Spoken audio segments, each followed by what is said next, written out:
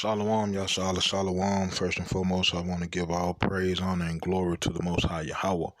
I do so in the name of His only begotten Son, Yahweh Shai. Double honors to the apostles and the elders of Yasharallah. Kol Haloyim Yahweh Bahashem Yahweh Shai Bahashem Harakah Kodash, for blessing our elders with the spirit of truth so that we may know. Shout out to the Akim and the Akwab that's keeping the faith in the work. Y'all keep at it. It's your brother Abai coming at you with more precepts. This is the book of Genesis, chapter 25 and verse 23. And Yahweh said unto her, 2 nations are in thy womb, and 2 manner of people shall be separated from thy bowels, and the one people shall be stronger than the other people, and the elder shall serve the younger. Right? So, as you can see on the screen, Swedish geneticist wins Nobel Medicine Prize because this man has furthered the science of linking apes to man, right? Studying the Neanderthal gene, right? Just to show, right, this video rather, or this epistle, is just to show the difference between Jacob and Esau, right? Because I know a lot of the Most High's people got a problem when we bring out scriptures pertaining to Esau's judgment. I mean, it's already written, and nothing anybody can do to change that. But a lot of people got a problem when we bring out Isaiah 14, we bring out Revelation chapter 13, verse 10, right? The book of Obadiah, Romans chapter 9. Anytime we bring out these scriptures, our people got a problem with it. But the proof is, or the truth is rather, we are not the same people. The Most High created these individuals to be the wicked. Like, we are literally not the same. Even though we came out of the same womb, like what we just read, the Most High separated us in the womb. Right? Matter of fact, let me read on further. And when her days to be delivered were fulfilled, behold, there were twins in her womb. Right? The first came out red all over like a hairy garment, and they called his name Esau. This man was covered in hair, the same as a Neanderthal. Right? So I'm gonna let the video play. I'll be back. Now, the Royal Swedish Academy of Sciences in Stockholm awarded the 2022 Nobel Prize in Physiology and Medicine to Swedish genetics Svan Paavo. Paavo was honored for the work that created a new field of ancient DNA studies. Here's the report. Swedish geneticist Svante Paavo was awarded the 2022 Nobel Prize in Physiology or Medicine on Monday. The 67-year-old won for discoveries that underpin our understanding of how modern-day humans evolved from extinct ancestors. Paavo is director of the Max Planck Institute for Evolutionary Anthropology in Leipzig, Germany. Thomas Perlman, secretary for the Nobel Committee for Physiology or Medicine, delivered the news by phone. He was overwhelmed, he was speechless, very happy, and asked if he could tell anyone, and asked if he could tell his wife, and I said that was okay. Paavo, the son of a Nobel Prize-winning biochemist, has been credited with transforming the study of human origins. He developed ways to allow for the examination of DNA sequences from archaeological and paleontological remains, reaching back to the dawn of human history. His crowning achievement is considered to be the methods he developed to allow for the sequencing of an entire Neanderthal genome. This research, once considered impossible, showed that certain genes of Neanderthal origin are preserved in the genomes of people today. The prize is among the most prestigious in the scientific world. It's awarded by the Nobel Assembly of Sweden's Karolinska Institute and is worth just over $900,000. Right. So the devil's still trying to carry on that lie, right? And they're gonna carry this thing on until Shiloh come. The lie that we come from apes. how we come from apes and apes still exist? That's a question I've always asked and have never gotten a reply. Right? How can a species evolve, but not all of them evolve? Some of them stay the same, some of them change. The madness in this man, right? The thing of it is, Esau is a wild beast, right? Scripture tells us, it gives us laws of things not to do. So if it gives us laws of things not to do, that means once upon a time somebody did it. Scripture tells us not to lay with animals, right? I can only, right, off of understanding who this individual is and what he's capable of, I can only imagine, right?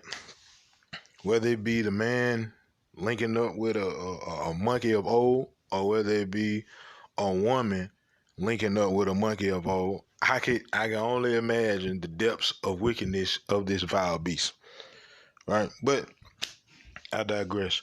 So we just read in the book of Genesis 25. The first came out red and hairy all over, right? Just like a Neanderthal. Now, what's another description of a Neanderthal? He's a cave dweller, right?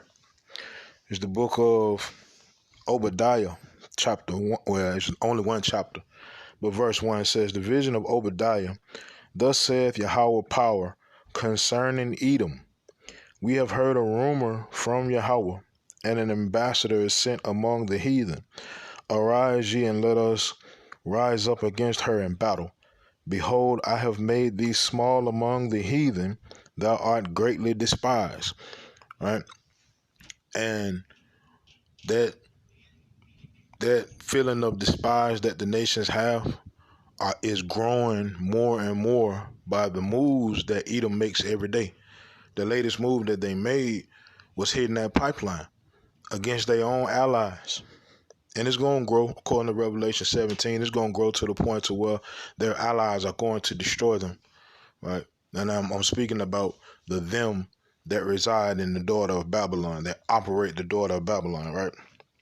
It says in verse 3, "The pride of thine heart hath deceived thee, thou that dwellest in the clefts of the rock, whose habitation is high, that saith in his heart, who shall bring me down to the ground?" Right? So this individual spoken of in the scriptures is red and hairy all over, right? This individual is a vile beast, right? And this individual resides in the clefts of the rocks, loves caves and mountains. Even to this day, who are the majority of individuals that go rock climbing? Who are the individuals that came up with skyscrapers? Right? This devil is really studying his history. Right? Check this out. I Googled, do black people have the Neanderthal gene? Or I will put in so-called, but I'm trying to get an answer. All right. And this is what came up. I already know the answer, but this for edification's sake, right? It says the researchers then calculated the probability that each stretch of DNA was inherited from a Neanderthal ancestor. The researchers found that African individuals on average had significantly more Neanderthal DNA than previously thought, about 17 megabases MB worth, or zero point 0.3 of their genome, which is a damn lie. So-called blacks have zero Neanderthal gene, and I'm going to read further, right? So it says, let me see.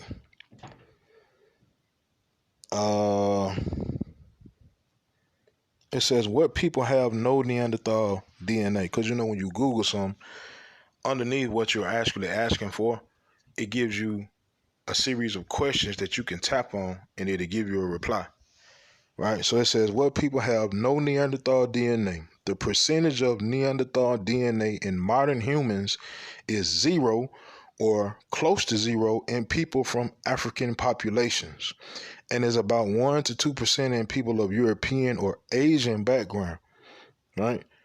Basically, y'all ain't got none of that in them. So-called blacks, so-called Hispanics, so-called Native Americans, and all our brethren around the world do not have that gene in us. We are not Neanderthals. We are not cave dwellers. We are not the wicked. We are the Most High's people. We are Jacob, Yasher Allah, Prince of Power, sons of God. All right? This is the book of Ezekiel, chapter 35 from the top.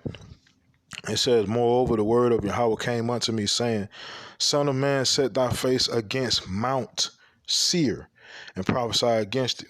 When you see in scriptures it speak about Mount Seir, it's talking about Esau. It's talking about Edom. All right? And the Most High got an issue with Mount Seir. It says, and say unto it, thus saith Yahweh power, behold, O Mount Seir, I am against thee, and I will stretch out mine hand against thee, and I will make thee most desolate. That's what's going on today. The Most High is stretching out his hand against Mount Seir. That's why you're hearing about famines. That's why you're hearing about Revelation 13, verse 16 through 18. That's why you're hearing about a famine of the word on the horizon. That's why you're hearing about World War III. You're hearing all of these things going on around the world because the Most High is moving on the wicked. Psalms 83 goes to express who are these wicked individuals, and the top nation, the first nation that's mentioned, is Esau, Edom. All right? Let me go to the book of, we go to the book of Malachi, and I'll come back though. I'll come back to Ezekiel. But the book of Malachi, chapter 1, and verse 1. It says, the burden of the word of Yahweh to Israel, Yasharallah, by Malachi. I have loved you, saith Yahweh, yet ye say, wherein hast thou loved us? Was not Esau Jacob's brother? Saith Yahweh, yet I loved Jacob, and I hated Esau, and laid his mountains and his heritage waste for the dragons of the wilderness. Whereas Edom, so it went from Esau to Edom. Why is that? Right? It's because Edom is plural. It means the nation, the people of Esau, meaning Esau and his descendants, all the way up until today and all the way up until to come. Right? It says, and I hated Esau and laid his mountains and his heritage waste for the dragons of the wilderness. Whereas Edom said, we are impoverished, but we will return and build the desolate places. Thus saith Yahweh of hosts, they shall build, but I will throw down, and they shall call them. Right? Job 9:24, the earth is given into the hand of the wicked. Right? Them, they shall call them the border of wickedness, and the people against whom Yahweh hath indignation forever. Right? Esau is done, and we are witnessing the fall of his kingdom. Right? Going back to Ezekiel 35, and I start at verse 4. It says, I will lay thy cities waste, and thou shalt be desolate, and thou shalt know that I am Yahweh. Right? It says, because thou hast had a perpetual hatred. A perpetual hatred for who? Right? Perpetual meaning never ending. Perpetual meaning it will be laws that will be made specifically for these people that you hate. Society will be a certain way for these people that you hate. They'll be treated a certain way. They'll be paid a certain way. Their living standards will be a certain way because you hate them. Never ending. Right? Your jail, your prison system will be overflooded by these people because you hate them. The opportunity for these people will be extremely low because you hate them. That's what perpetual hatred means. Never ending. Ain't a vote that can change that. Ain't a marriage that can change that. It's not a child that can change that. It is what it is. It says, because thou hast had a perpetual hatred and hast shed the blood of the children of Israel by the force of the sword in the time of their calamity, in the time that their iniquity had an end. They supposed to been eased up on the gas, man. Supposed to been eased up. But they chose not to. So it baffles me when I hear the Most High's people say, what about them? I don't believe a God exists that hate a people just because. There ain't no just because.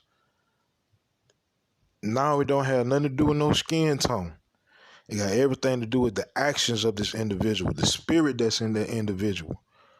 The spirit that's in Esau, Edom, it's the same spirit that was in Cain. Same spirit. It's the same dynamic. Cain slew Abel. Esau slays Jacob. Right? And it ain't because of nothing that Jacob did. It ain't because of nothing that Abel did. Abel just did righteousness. So did Jacob. It's because the spirit in this individual was created to be wicked. Right? The Most High said he had mercy on whom he will. He created them to be wicked. It is what it is. Right? Read this again. Ezekiel 35:5. Because thou hast had a perpetual hatred and hast shed the blood of the children of Israel by the force of the sword in the time of their calamity, in the time that their iniquity had an end, therefore as I live, saith Yahweh power, I will prepare thee unto blood, and blood shall pursue thee. Since thou hast not hated blood, even blood shall pursue thee. Thus will I make Mount Seir most desolate, and cut off from it him that passeth out, and him that returneth. And I will fill his mountains with his slain men in thy hills and in thy valleys, and in all thy rivers shall they fall that are slain with the sword. I will make thee perpetual desolations, and thy cities shall not return, and ye shall know that I am Yahweh. And the Most High gonna do that how? Through nuclear fire. Through them flames. That's how it's gonna be. And what do we see going on in the world today? Who just threatened who with nukes? That's in Ezekiel 38, the person that just did that threatening with them nuclear weapons. It's all prophetic towards the end. This man kingdom is falling, man. We seeing it. The devil kingdom is falling. Ain't nothing he can do about it. Right? As far as the Most High people, it behooves you to wake up to who you are and get about their work all through faith. If not, they appreciate your sacrifice. Because scripture says the wicked shall be a ransom for the righteous. All right, we'll see you in the kingdom with your right mind. But you're going to have to know the Most High after death by pain. All right, since you don't want to be the Most High's people, you want to be black, you want to be Babylonian, bet he going to treat you like Babylonian. He going to treat you like Esau. The Most High speak down on Esau through the whole Bible. You want to be like him so bad, hey, that's between you and the Lord. You want to be what he created, this nigga mindset, or Indian or Hispanic, whatever. You want to be that so bad, be that. I said that between you and the Lord. That's for me and mine, man. Hey, we're going to serve Yahweh, right? So with that, hey, Yahweh Hashem Yahshua Ratazah, these precepts in this video were edifying. Call Haloyim Yahweh by Hashem Yahweh Shai by Hashem Harakah Kodash Shalom Yahshalom.